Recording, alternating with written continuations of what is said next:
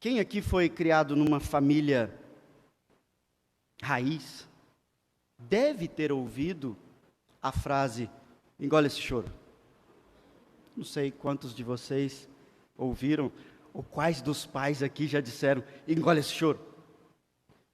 E algo que sempre me chamou a atenção, porque normalmente quando uma criança, ou até mesmo você, adulto, está chorando, parece que não é uma solução das melhores, simplesmente dizer, engole esse choro.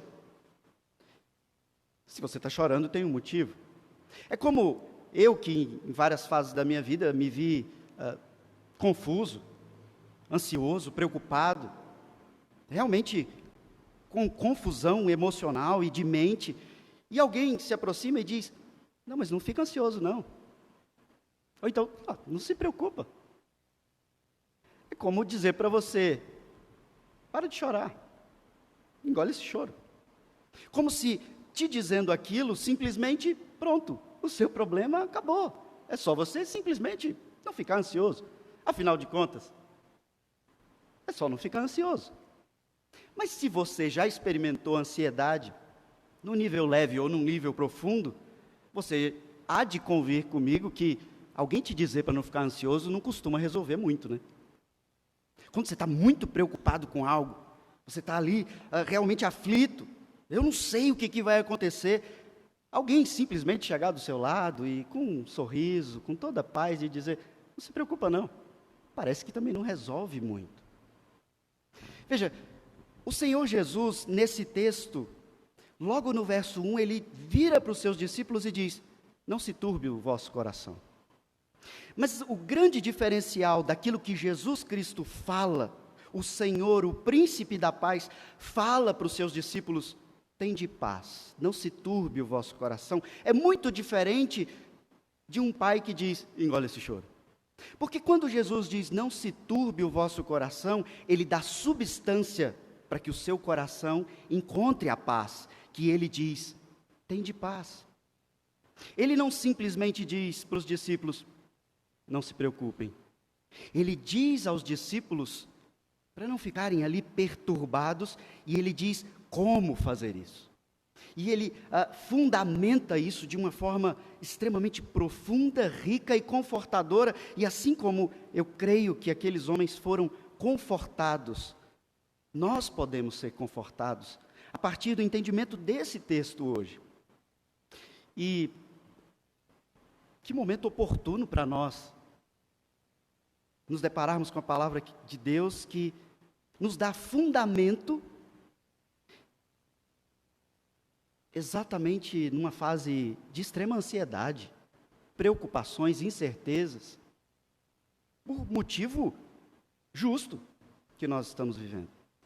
Veja, quando Cristo fala dessa forma com os discípulos, não era uma conversa qualquer, e eles estavam andando e simplesmente ele olha para os seus discípulos e diz, não se turbe o vosso coração. Há um contexto, nós estamos aqui caminhando, observando verso a verso, e nós vimos que Jesus ali lava os pés dos seus discípulos, ele tem comunhão, é a preparação da Páscoa, a cruz está cada momento, cada segundo, cada minuto, cada hora mais próxima, e Cristo tem repetido, eu estou indo. E para onde eu vou, vocês não podem ir. E aquilo começa a perturbar os discípulos. O próprio Senhor Jesus, quando trata desses assuntos, ele fica com sua alma angustiada. Veja, no capítulo 12, aí, na página anterior do Evangelho de João, no verso 27, ele diz aos discípulos, agora está angustiada a minha alma. O que direi eu? Jesus mesmo pergunta. Pai, salva-me dessa hora. E ele mesmo responde, mas precisamente com este propósito, vim para esta hora. Jesus Cristo está angustiado porque a hora da cruz se aproxima. Quando nós caminhamos mais um pouco no capítulo 13, bem próximo ao texto, verso 21, o traidor é indicado. Há aquele contexto em que todos os discípulos ficam perplexos, porque eles descobrem que um dentre os mais próximos de Jesus é o principal traidor, aquele que planeja a morte de Cristo, Judas, o traidor. E no verso 21, Cristo diz que há um traidor entre eles, e o texto diz, dita estas coisas, Angustiou-se Jesus em seu espírito e afirmou: em verdade vos digo que um dentre vós me trairá. Veja que é um momento de grande tensão, uma angústia. Jesus mesmo diz: eu vou pedir para o Pai me livrar dessa hora? Eu vim para essa hora. Mas isso não muda o fato de que minha alma está angustiada. E então acontece a indicação de Judas ali, apenas João está sabendo, Pedro fica curioso e esses discípulos estão cada vez mais assustados. Quem de nós é o traidor? E eles se entreolham e acontece algo, eles não entendem muito bem o que está acontecendo. Quem é o traidor? E então Pedro é aquele que se levanta, fala como de costume. Jesus, então, dá indícios ali da traição, orienta esses discípulos e ele repete: agora que Judas se afastou, agora que Judas foi afastado, agora que estão os meus aqui, agora foi glorificado o Filho. Agora eu vou para a cruz. Agora o traidor foi cumprir o seu papel. E para onde eu vou, vós não podeis ir. E os discípulos de novo. Toda essa tensão e agora eles estão, onde que ele vai? Ele é o Messias. Nós aguardamos o Messias que foi anunciado em todo o Antigo Testamento. O Messias chega, ele vai inaugurar o reino terreno e nós agora ouvimos ele dizer: eu vou para um lugar que vocês não podem ir. Pedro toma a frente e diz: Senhor, para onde o Senhor vai? Por que eu não posso ir? Eu dou a vida por ti. E Jesus: Pedro, você vai me negar, Pedro. E esses discípulos agora estão ainda, eu imagino, mais assustados. Pedro vai negar? Será que todos nós vamos negar a Cristo? Para onde ele vai? Cadê Judas? Então há certamente um ambiente de grande preocupação. Esses homens estão assustados com tudo que tem acontecido e é nessa ocasião, de tamanha perplexidade, o mestre tem dado notícias duras, difíceis de entender e de engolir. Agora que eles recebem e compreendem, eles creem, ele é o Messias. Mas eles têm uma concepção de reino terreno, ele vai ser o rei de Israel. Nós vamos ser governados aqui em Israel por ele. E ele agora está dizendo que vai, e Jesus diz: não se turbe o vosso coração. Eu imagino que o semblante desses homens estava descaído. Esses homens estavam muito preocupados ali, aflitos, certamente com burburinho, conversa. Jesus percebe tudo isso. Na ansiedade do coração deles, na angústia, na preocupação, nas incertezas. E ele diz: não se turbe o vosso coração. A substância do que ele diz é que dá sentido à orientação dele. Não se turbe o vosso coração, credes em Deus. Credes também em mim. Esses homens creem que ele é o Messias, esses homens creem em Deus, o Pai, Criador de todas as coisas, não são evolucionistas, eles creem em Deus e Cristo diz: não se preocupem, creiam em Deus, crede também em mim. E quando Cristo associa essas duas formas de crer, ele aqui, irmãos, ele está se identificando mais uma vez com Deus, o Pai, o Criador. Ele está aqui claramente dizendo: assim como vocês creem no Pai, creiam em mim. Ou seja, em outras palavras, eu e o Pai somos um, eu sou Deus. Creiam. Veja que a informação crer nesse trecho que eu li, ela é fundamental para o nosso entendimento. Ele fala duas vezes aqui no verso 1, lá no verso 10, ele indaga a Filipe: não crês que eu estou no Pai? E no verso 11 ele afirma de novo: credes-me. Veja que crer é algo fundamental para combater a angústia do seu coração, a ansiedade do seu coração, as preocupações. Nós muitas vezes estamos repletos de ansiedade, de preocupação, porque nós estamos num mundo caído, amaldiçoado, e nós temos que lidar com o pecado do nosso coração, do mundo, das pessoas, de todo o contexto, o tempo todo. As pessoas mentem, o nosso corpo falha, as doenças surgem, necessidades financeiras, problemas de relacionamento. Nós temos vários motivos de um mundo amaldiçoado para andar ansiosos. E a Bíblia, de forma clara e repetidas vezes, diz: não andeis ansiosos. Mas não é simplesmente uma informação, ele diz, não se turbe, creia. A fé, essa certeza das coisas que você não vê, é exatamente o ponto fundamental para que você consiga combater a ansiedade do seu coração. Não é simplesmente fazer algo mecânico, envolve crer. Ter esperança, e já alertei a vocês que a palavra esperança, no contexto bíblico, quando se trata de fé, especialmente no livro aos Hebreus, ela é muito diferente da palavra esperança aqui no nosso dia a dia. Porque nós falamos, nós temos esperança. Por exemplo, você vai amanhã se encontrar comigo? Eu espero que sim. Ou seja, eu tenho uma esperança, talvez eu vá, talvez dê certo, talvez não dê. No contexto bíblico, esperança não é essa coisa de, quem sabe, talvez dê certo. Esperança é com plena certeza, convicção absoluta, isso é verdade. E a palavra de Deus diz, encha o vosso coração das certezas das coisas que vocês não veem, e isso é fé. Mas nós estamos nesse mundo caído. Eu experimento uma série de ansiedades sobre a minha vida, minha família, minhas preocupações, sobre vocês, sobre a vida de vocês, quando eu acompanho a diversidade de problemas e de dificuldades que vocês enfrentam. Eu não tenho as soluções. E isso me enche de aflição, de angústia, de tristeza, de preocupação. Mas onde, então, é depositada a esperança? Aquilo que nós cantamos. Nós cantamos sobre algo que nós cremos. O fato de você crer faz com que você venha para esse lugar, sente-se aí, se esforce, corra riscos e abra mão de outras coisas, porque você crê que Deus existe. Você crê que Deus se revela pela palavra. E então você se assenta, se aquieta e procura crescer nessa fé. Só que nós temos uma relação conflituosa com a fé, porque nós somos seres, por causa da queda, que necessitamos de ver, de tocar, por isso existe tanta confusão, idolatria, tanta confusão no meio evangélico até mesmo. Nós precisamos de tocar, de ter fatos. Isso não é de agora, isso vem desde a época do iluminismo, isso vem aumentando, e nós só cremos naquilo que nós temos fatos, comprovação. Parece que Deus não se envolve de uma forma mais clara.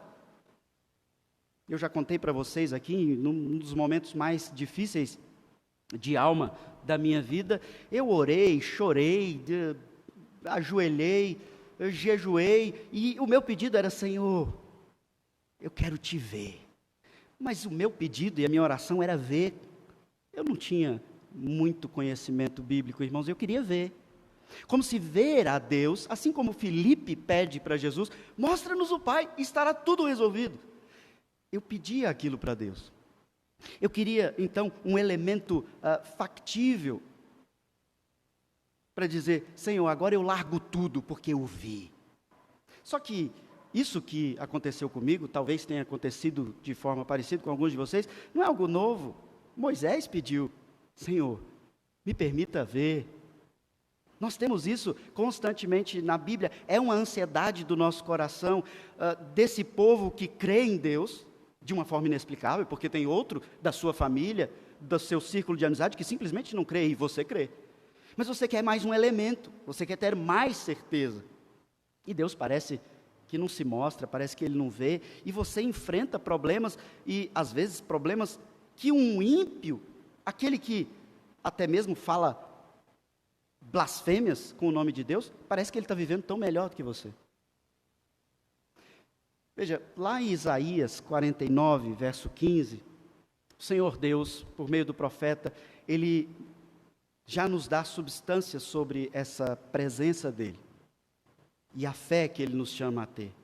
Lá no livro do profeta Isaías, ele diz ainda que uma mãe, e as mães aqui sabem com mais profundidade do que o texto está falando, ele diz ainda que uma mãe se esqueça do seu filho, eu o Senhor Deus, jamais me esquecerei.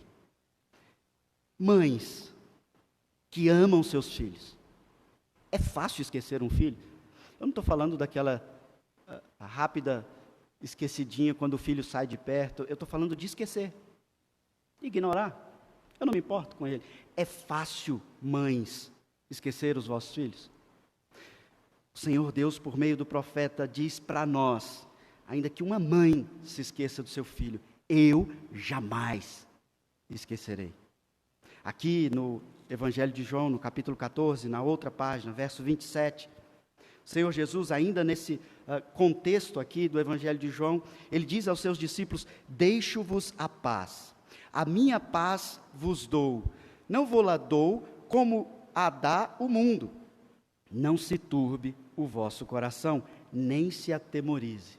Quando eu pego a informação que Deus se revela a nós, em Isaías, e eu pego a informação que nós temos na Nova Aliança, de que Deus, em Cristo, na inauguração do reino, na morte e ressurreição, nós temos uma paz inexplicável, e Ele nos entrega de uma forma que o mundo jamais pode te entregar paz, seja com dinheiro, com saúde, com felicidade. Ele diz: eu te entrego uma paz, que excede o seu entendimento.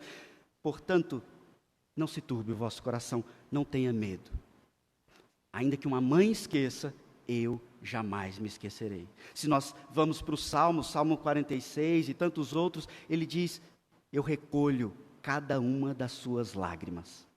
Percebe como Deus vai se revelando para nós na Escritura, como alguém que está ativamente, dioturnalmente, com os olhos focados em você particularmente? Não se turbe o vosso coração. Credes em Deus, crede também em mim. Na casa do meu pai há muitas moradas. Se assim não fora, eu vou-lhe teria dito, pois vou preparar-vos lugar. Não se turbe o vosso coração, e lembre-se do contexto: eu vou para um lugar onde vocês não podem ir agora. A palavra agora é repetida. E ele olha para esses discípulos, e isso se aplica perfeitamente a nós, porque nós cantamos que ansiamos pelo dia de ir para esse lugar. Os discípulos, assim como Pedro, dizem: Senhor, eu dou a vida para estar contigo. Eu quero estar onde o Senhor está. E ele diz: para onde eu vou?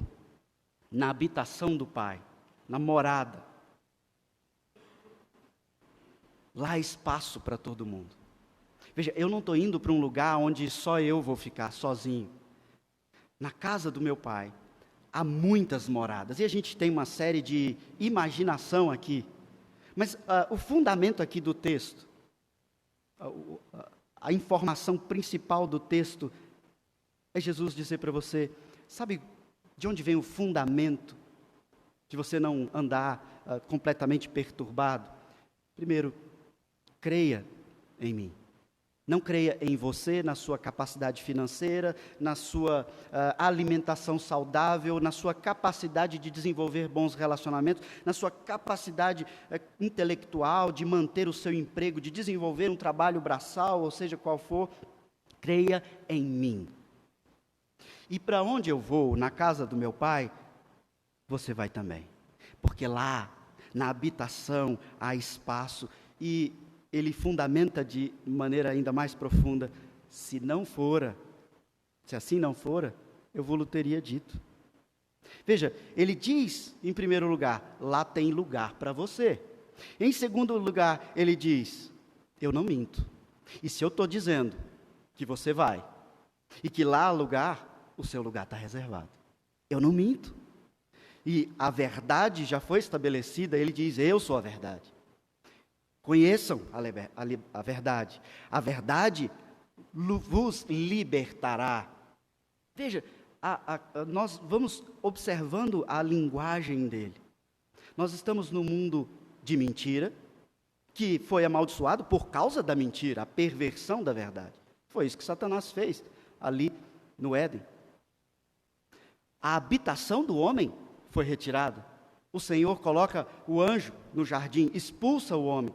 separa da árvore da vida, então a árvore da vida é encarnada, o verbo da vida é encarnado, e então ele diz, eu vou, lá a morada, e se não fosse assim, eu diria para vocês, confie em mim, fé de novo.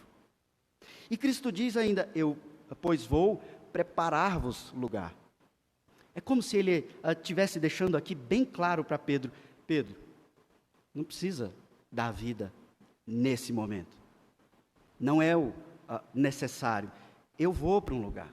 Mas não pense que há uma separação permanente aqui, eu vou, lá há espaço para vocês, eu estou falando a verdade e eu vou para preparar-vos lugar. Mas então, alguém que de nós aqui já leu e já até memorizou Mateus 25, lá no verso 34, fica confuso. Porque lá em Mateus 25 é dito, vinde benditos de meu Pai.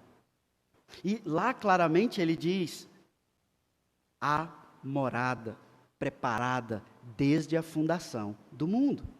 Se você quiser conferir na sua Bíblia, abra aí Mateus 25, verso 34. Então dirá o rei aos que estiverem à sua direita, vinde benditos de meu Pai, entrai na posse do reino que vos está preparado desde a fundação do mundo. Vocês vão entrar na posse do reino. O reino já existe, o reino já está estabelecido, há um governante desse reino, esse reino está preparado desde a fundação do mundo. E aqui em João ele diz, eu vou preparar lugar. E há quem olhe para o texto e pensa, Jesus então foi para os céus, e ele está como que agora um grande engenheiro, ele está construindo aquelas mansões que a gente imagina que terá nos céus. Está preparado desde a fundação do mundo. O que Cristo está deixando claro aqui é que eu vou abrir caminho. O reino, a morada, a habitação, o reino de meu Pai já está pronto, desde antes da fundação do mundo. Mas eu estou indo porque eu abro o caminho. Ninguém vem ao Pai senão por mim. Eu abro as portas da habitação. Sem mim, ninguém tem acesso à habitação. Ou você acha que pode invadir de volta a habitação de Deus, o jardim do Éden, simplesmente lutando com aqueles anjos com suas espadas? Nós não conseguimos entrar. Cristo é quem abre o acesso, o véu que é rasgado. O véu será rasgado daqui a alguns versículos. E quando eu for e vos preparar lugar, voltarei e vos receberei para mim mesmo, para que onde eu estou, estejais vós também. Sabe, nós, por nossa curiosidade, muitas vezes pensamos nos céus, nas moradas, nas ruas de ouro e todas aquelas descrições, e ficamos deslumbrados. Mas a grande informação que nós temos na Bíblia sobre o melhor que há nos céus, não são as ruas de ouro, não são essa ideia de mansões ou qualquer outra ideia. A grande maravilha da habitação com o Senhor é a comunhão com Ele, é a presença com Ele, é estar ali em comunhão. Isso é que é o melhor do céu. Céu sem Cristo não é céu. Ele abre caminho. E ele então volta, segunda vinda de Cristo. Voltarei, e então a gente entende Mateus 25, 34. Vinde, benditos de meu Pai, eu vos receberei. A ideia aqui é de uma pessoa de hospitalidade, ele está dando as boas-vindas. Venham, é de vocês. Vocês, pelo meu sangue, têm acesso à morada que é de vocês, que o pecado quebrou, os afastou, a maldição e toda essa preocupação desse mundo roubou de vocês. Salário do pecado. Quando eu e a Patrícia, a gente conheceu o reverendo Marcos André e a dona Jane, lá em Recife, ele já veio pregar aqui, a gente já esteve com eles agora, esse ano, em janeiro. é bem interessante a característica da Dona Jane em preparar as coisas para nos receber.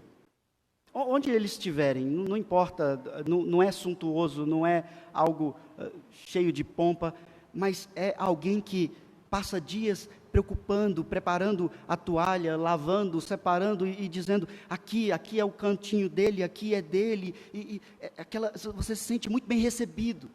E se você já foi muito bem recebido na sua casa, e entenda, isso é um dom do Espírito, viu? Hospitalidade. Se você não é assim, se esforce para receber bem as pessoas, e nós precisamos fazer isso, é a ordem bíblica. Veja, Cristo está dizendo, eu vou dar as boas-vindas para vocês. Vocês vão entrar no reino. E vocês vão habitar conosco. Em plena e absoluta e majestosa comunhão alegre, nessa paz que excede todo o entendimento, de forma definitiva, permanente. E vós sabeis o caminho, ele diz, para onde eu vou. Tomé aqui fica surpreso. E lógico, Tomé, irmãos, assim como os discípulos em várias ocasiões, eles demonstram que eles têm alguma dificuldade de entender o sentido do reino de Deus. Eles sempre pensam de forma mais literal. Eles acharam que Cristo era de fato, eles criam, melhor dizendo, que Cristo era de fato o Messias, mas ali o rei de Jerusalém, local, terreno. E muitos creem dessa forma até hoje. Então, aqui Tomé fala, Senhor, de forma literal, nós não sabemos para onde vai. Eu não sei nem o destino, como é que eu sei o caminho? É a pergunta de Tomé. O Senhor está dizendo que a gente sabe, mas se o Senhor sair escondido, a gente não vai saber chegar lá. Onde é que é? Será que a gente vai poder entrar? E havia toda essa ideia da morada do Pai, da casa do Pai, lá no templo em Jerusalém. E eles então têm todo esse contexto. Ele diz, Senhor, nós não sabemos. E Jesus então vem e aumenta a substância para o nosso coração realmente crer e não ser tomado de preocupação nessa vida cheia de calamidade e de maldição, de pecado, de sofrimento. Ele diz a Tomé, e é uma pergunta que não é só de Tomé, é de todos os discípulos, ela é minha e ela é sua também. E a resposta então, de igual forma, é válida para nós. Ele diz, eu sou o caminho. Senhor, nós não sabemos o caminho, eu sou o caminho. Mas não bastasse ele dizer, eu sou o caminho, ele diz, eu sou o caminho, e a verdade, e a vida. Ninguém vem ao Pai, senão por mim. A minha mente aqui é tomada pela imagem de Gênesis. O que havia ali na criação? Morada, habitação, comunhão, na viração do dia. O que havia ali, em toda aquela criação bela, no jardim templo de Deus, a árvore da vida. O que havia nas palavras de Deus, verdade absoluta. O que acontece então que o homem experimenta a morte? Ele se deixa levar pela mentira, ele é expulso e ele não tem um caminho para voltar. E claramente as Escrituras nos dizem que naquele momento houve morte. Ainda que Adão, sua esposa Eva estivessem vivos, eles estavam mortos nos delitos e pecados. Mentira, morte, não tenho mais o caminho de acesso, de volta ao Pai, e Cristo diz, respondendo a todos nós, eu sou o caminho, eu sou a verdade, eu sou a vida. Não existe forma de você ter acesso a essa paz, a essa morada, a essa vida do reino dos céus, senão pelo único e vivo caminho, como diz o autor aos Hebreus. Cristo é o vivo caminho. Não é um caminho morto, algo que você decora, que você coloca no GPS, no mapa. Ele é um vivo caminho, ou seja, você caminha para essa habitação na comunhão com Ele. Não é algo que você simplesmente decora, por isso nós lutamos tanto para não sermos legalistas. Não é uma receita de bolo, ore 3 vezes, leia 3 capítulos, venha religiosamente à igreja, faça isso, faça aquilo. Não é um manual de usos e costumes e práticas, ou até mesmo de leis. É um caminho vivo, viva. É o que Cristo ensina nos evangelhos. Viva em mim, caminhe por mim.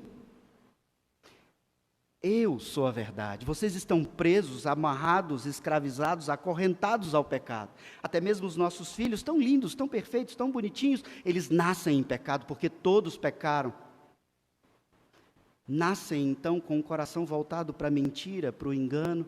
E nós então achamos que precisamos lutar para não mentir para os outros. Fato, verdade? Mas nós mentimos para nós mesmos. Já dei vários exemplos aqui para vocês.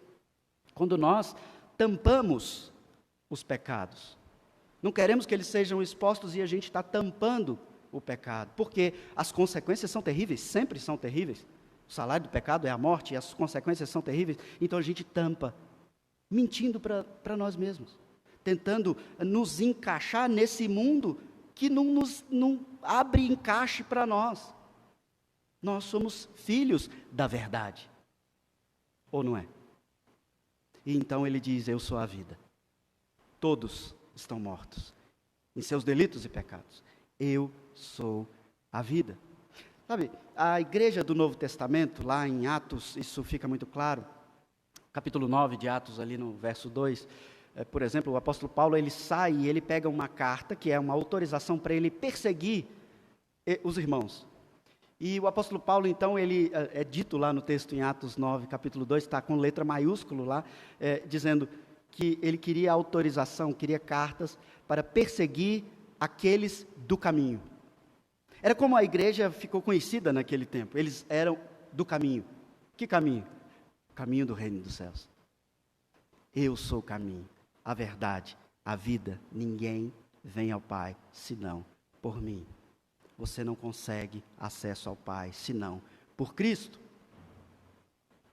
O presbítero Helden falou dos meios que Cristo nos concede. E nós negligenciamos. Oração, leitura, sacramentos.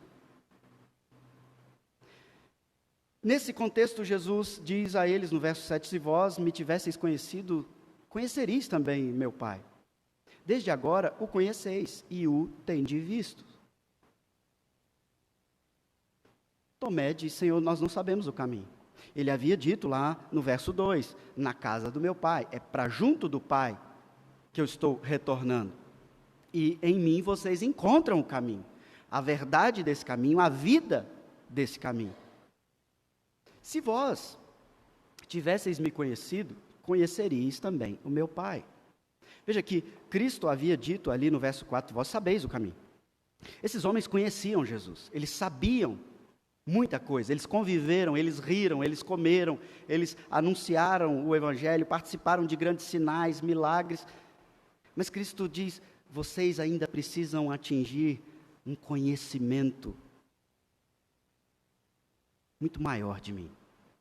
E Cristo diz isso, não pense você que já convertido e professado, você precisa experimentar aí uma segunda conversão, uma segunda bênção. Não é isso. O que ele está dizendo precisa acontecer alguma coisa ainda. Vocês ainda me têm como o Messias, temporal, o rei, o reino. Vocês precisam conhecer de uma forma que vocês só conhecerão após a minha morte e ressurreição. Então, quando ele diz desde agora, agora não é daquele momento de relógio, mas é desde esse tempo, agora que eu serei crucificado, morto, ressurreto, então, desde esse período da nova aliança, vocês então vão conhecer. Vocês estão conhecendo, é aquilo que nós chamamos doutrinariamente da inauguração do reino. E o período que compreende a inauguração do reino é o período exatamente da morte, ressurreição, ascensão de Cristo. O reino foi inaugurado ali. E então o que acontece? Qual a consequência imediata? O Espírito Santo é derramado sobre a igreja de forma histórica, pontual, assim como Cristo foi crucificado e ressurreto de forma histórica e pontual. E nós não fazemos isso todas as vezes que celebramos a ceia. Ele morreu uma vez. Ele ressuscitou uma vez. Ele foi assunto aos céus. O Espírito Santo foi derramado e então os olhos serão abertos, os ouvidos. O Espírito Santo habita em cada um de nós. E isso é algo, irmãos, que eu e você precisamos perceber o tamanho do privilégio que nós temos quando nós analisamos esses irmãos que, salvos, abençoados, mas viveram na antiga aliança, no Antigo Testamento. Deus falou com eles e os conduziu, mas no Novo Testamento, após a inauguração do reino, você, crente, recebe o Espírito Santo, a habitação do Espírito Santo, e isso te dá a capacidade de entender aquilo que Deus outrora revelou aos pais pelos profetas. Agora tem nos falado em Cristo Jesus. Quando você abre a sua Bíblia, você lê a sua Bíblia, o Espírito Santo te dá entendimento. Isso é um privilégio incalculável. Vocês não precisam de mim para ter fé, nem para ter acesso. Ele habita em você. Filipe, confuso, no verso 8 diz: Senhor, mostra-nos o Pai. Está muito confuso toda essa ideia, todos esses conceitos, mostra-nos o Pai. Isso resolve tudo. Só deixa a gente ver. O que Filipe está pedindo aqui é uma teofania. Assim como Moisés pediu, como eu mencionei para vocês. Senhor, eu não preciso entender tudo isso. Faz Deus, o Pai, o Criador, aparecer aqui agora. Pronto. É só isso, é só uma coisinha que eu estou pedindo. Só para ele aparecer aqui agora e está resolvido. Quando a gente abriu o Evangelho de João e começou a ver esse texto, lá no capítulo 1, primeiro capítulo de João, no verso 18, o que está escrito aí logo na abertura do Evangelho, quando João já está nos informando os propósitos desse Evangelho? Verso 18 do capítulo 1, ninguém jamais viu a Deus. O Deus unigênito, ou seja, Cristo, gerado do Pai, não criado, o Deus unigênito, que está no seio do Pai, é quem o revelou. Esse Cristo agora encarnado, que nós ouvimos, vimos, tocamos, Deus o Pai está revelado nele. Isso está lá no capítulo 1, e aí Filipe aqui diz: Senhor, mostra-nos o Pai. Eu imagino aqui o semblante de Jesus. Filipe, há tanto tempo estou convosco e não me tens conhecido. É como se você não prestou atenção no que eu disse. É como quando a gente fala com os filhos e eles falam: mas eu não sabia. Você diz: mas quantas vezes eu falei isso para você? Filipe, há tanto tempo eu estou convosco, não me tens conhecido. Quem me vê a mim, vê o Pai. Como dizes tu, mostra-nos o Pai? Eu sou a revelação do Pai. Sabe, assim como eu pedi, alguns de nós, e Filipe pediu, eu quero ver Deus, para aumentar a minha fé. Deus, imagina, Ele poderia fazer uma série de manifestações, mas Ele faz muito mais do que pedimos ou pensamos. Ele não faz uma simples teofania para nós aqui no nosso tempo, ou para esses discípulos. Ele encarna em forma humana. É mais do que uma teofania, é a encarnação. Ele andou, ele sentiu fome, ele dormiu, ele riu, ele conversou, ele se encarnou e sentiu o que você sente. Comecei falando da angústia que ele sentiu. Cristo angustiou-se, ele sofreu, ele chorou, ele sentiu fome, sede, medo. Ele encarnou para que você jamais dissesse: Deus não sabe o que eu estou passando. Ele sabe, ele viveu numa proporção que você jamais experimentou sofrimento. Ele experimentou e ele diz: eu venci o mundo. Tem de bom ânimo. Você está ansioso, angustiado, preocupado, conturbado. Eu vivi e eu estou te dizendo: credes. Credes no Pai, credes também em mim. Deus nos concede a encarnação. Quem vê a Cristo, vê o Pai. E você diz: mas por que eu não nasci nesse tempo? Então eu queria ter visto Ele. Esses desenhos que a gente tem aí são tão feios. Queria ter visto. A palavra diz que você tem acesso a Ele quando você lê a palavra. Cristo nos é revelado pela palavra, porque Ele é a palavra, a verdade. Você quer ver? Leia sua Bíblia, mas leia com fé. Não crês que estou no Pai, que o Pai está em mim? As palavras que eu vos digo, não as digo por mim mesmo, mas o Pai que permanece em mim faz as suas obras. O Pai que permanece em mim. Aqui Cristo está fazendo mais substanciação para que nós não fiquemos com o coração conturbado. O Pai permanece em mim. Eu não sou abandonado. Lá em Colossenses, capítulo 2, verso 9. Veja como a palavra nos fala. Colossenses 2, verso 9. Eu vou ler do verso 8 para melhorar o entendimento. Cuidado que ninguém vos venha a enredar com sua filosofia e vãs sutilezas, conforme a tradição dos homens, conforme os rudimentos do mundo, não segundo Cristo, porquanto nele habita corporalmente toda a plenitude da divindade.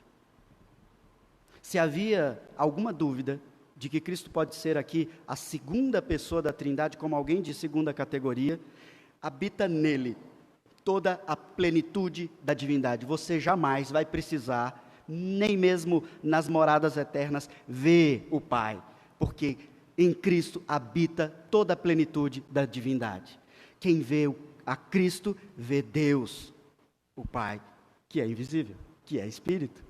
Em Cristo habita toda a plenitude. O Pai permanece nele, e as obras do Pai são feitas por meio dele. Ele é o verbo, a ação, a mão de Deus. Em verdade vos digo que aquele que crê em mim, veja de novo a informação de fé, aquele que crê em mim, fará também as obras que eu faço e outras maiores fará, porque eu vou para junto do Pai. Aqui há tanta confusão nesse texto, irmãos. Cristo está dizendo, respondendo para Filipe, creia, o Pai permanece em mim, eu estou no Pai. Creia, Filipe e discípulos, creiam, ao menos por causa das obras. E as obras são sinais, Lázaro, multiplicação, coxos, milagres, mas não só isso, mas como eu falei do vivo caminho, todas as obras, tudo que Cristo faz, toda a vivência de Cristo, tudo isso é obra de Cristo. E ele diz, o Pai permanece em mim. E aquele que crê em mim vai viver conforme eu vivi. Porque eu habito naqueles que estão em mim. Veja, aquele que tem Cristo no coração, viverá como ele vive. E assim você vai ser aperfeiçoado. É lógico que ele é o único justo, plenamente santo, mas nós estamos nessa caminhada cristã e nele nós fazemos as obras, as boas obras que nós até tratamos no estudo de quinta-feira. E fará obras maiores. Veja, não é que Cristo vai dar à igreja ou a um ou outro um poder para fazer algo mais grandioso ou mais poderoso do que ele. Não é isso, ele está falando de abrangência. Cristo encarnado, ele estava geograficamente limitado e tinha todo um contexto. Agora ele envia a igreja para todas as tribos, povos e raças. E quem crê em mim, veja como ele fala, aquele que crê em mim, não são só os 11, aquele que crê, dá um copo d'água a quem tem sede, aquele que crê, como nós vimos no texto hoje de manhã, tem alguém doente? Ora. Tem alguém doente? Ore, chame os presbíteros. Percebe as obras da vivência de Cristo? Vocês farão as mesmas obras, porque eu habito em vocês. E nós ficamos aí, de novo, querendo pegar a fé. Eu quero ver um cadeirante levantar, eu quero ver um câncer desaparecer. Ele tem todo o poder, irmãos. Mas nós estamos, de novo, com nossa megalomania de fé, querendo palpar, ter elemento de fé. Apalpar, melhor dizendo. E tudo quando pedirdes em meu nome, isso farei. E aqui de novo uma grande confusão no texto. Então eu posso pedir uma Ferrari. Ele não está falando de carro aqui. Ele não está falando de casamento. Ele está falando que para você viver essas obras, para a glória do Pai, se você realmente orar e pedir, Ele vai te conceder, para que você glorifique o Pai pelas obras que Ele viveu. Ou seja, você quer ser mais santo? Pede em nome de Jesus. É isso que Ele está falando. Você quer testemunhar do Evangelho de Cristo? Mas eu não sei manusear bem a palavra. Peça a Ele. Não teve ali em Atos pessoas que começaram a falar em outro idioma? Obras maiores. Peça essas obras em meu nome, a fim de que o Pai seja glorificado no Filho. E assim nós oramos até hoje, em nome de Jesus. Se me pedirdes em meu nome, eu farei. E então ele encerra: se me amais, guardarei os meus mandamentos. Talvez você que ouviu com paciência todo esse tempo que eu fiquei aqui, você ainda fique assim, mas eu estou angustiado. Não resolveu o meu problema. Eu te digo claramente, o Senhor Deus tem te chamado a crescer em fé. Simplesmente em fé. Você crê em Deus? Eu te digo sem nenhum medo, os seus problemas, em grande parte, sejam eles de que ordem for, eles estão seriamente envolvidos na sua compreensão de Deus, ou na sua relação com Deus. Você crê em Deus? Você crê como a maioria dos brasileiros crê? É um país que, em sua grande maioria, crê em Deus. Como é que você crê? Essa fé te leva a um relacionamento com Deus? Você luta por essa fé? Você faz uso dos meios de graça nos momentos mais difíceis? Isso é obra, porque Cristo, nos momentos mais difíceis, como no Getsêmani, o que Ele faz mesmo? Eu vou orar. Orem por mim. E Ele transpira sangue. Tamanha angústia. Ele ora. Ele não nos dá meios de graça que Ele mesmo não tenha mostrado para nós como usar, irmãos. Ansiedade, preocupação, angústia. Creia, ore, leia. E o que nós fazemos? Eu não consigo entender o texto. Eu estou tão ruim que eu não consigo orar. Eu não tenho ânimo nenhum para ir para a igreja. E assim nós vamos nos enganando, mentindo para nós mesmos, e a angústia vai tomando conta de nós, porque nós, na verdade, não estamos em busca do Deus. Nós queremos as bênçãos, o dinheiro, o relacionamento, a saúde, que nos transmita paz. Porque estar doente é algo horrível. E então ficar sadio é algo muito mais palpável para você do que continuar doente, tratando no leito de hospital, crendo. Percebe como Ele te chama para experimentar uma paz que excede todo entendimento? Se me amais, guardarei os meus mandamentos. Nós temos aqui os mandamentos. O Salmo de número 42, ali um salmo belíssimo, e eu gostaria de pedir que você leia em casa o Salmo 42 quando você chegar, antes de dormir, pensando sobre o que nós vimos aqui durante todo esse tempo. E eu agradeço a sua paciência, mas leia o Salmo 42, lá no verso 5, o salmista diz: por que está abatida, ó minha alma? Por que te perturbas dentro de mim? Ele está fazendo aqui um solilóquio, ele está conversando com a alma angustiada dele. Por que eu estou assim? Por que está esse aperto, esse nó, essa ânsia? Por que eu estou perturbado desse jeito? No mesmo verso 5 ele diz: espera. Lembra da palavra esperança? Espera em Deus. Tenha absoluta e plena certeza, convicta, de que Ele está te vendo, e Ele está intercedendo, e Ele está te conduzindo a ser feliz em toda e qualquer situação, inclusive nessa situação horrível que você se encontra. Espera em Deus, ele diz para a própria alma, porque esperando em Deus, eu louvarei, eu me alegrarei. E aqui, é como o texto lá de Abacuque, não importa se não tem fruto na vide, não tem flor na figueira, o fruto da oliveira minta, não haja gado, eu me alegrarei agora e para todo sempre, tão somente e unicamente no Senhor. Não é no fruto da vide, não é na figueira, não é na carne, é no Senhor.